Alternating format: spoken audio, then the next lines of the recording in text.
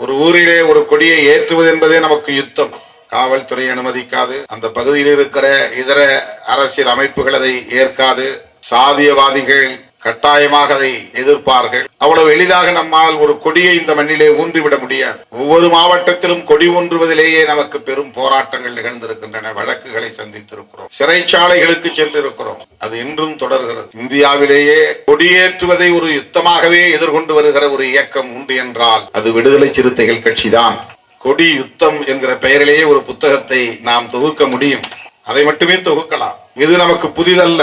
முதலில் காவல்துறையே தடுக்கும். காவல்துறையோடு போராடி அதை நாம் ஊன்றிவிட்டால் பிறகு அரசியல் கட்சிகளை சார்ந்தவர்கள் எதிர்ப்பார்கள் அல்லது சாதியவாதிகள் அதை பிடுங்கி எறிவார்கள். கொடி ஏற்றுவதற்கு எவ்வளவு பெரிய போராட்டம் இப்படி எந்த ஒரு இயக்கமும் சந்தித்திருக்குமா? சமூக தடைகளை, கடுமையான நெருக்கடிகளை எல்லாம் கடந்து பயணித்திருக்கிறோம்.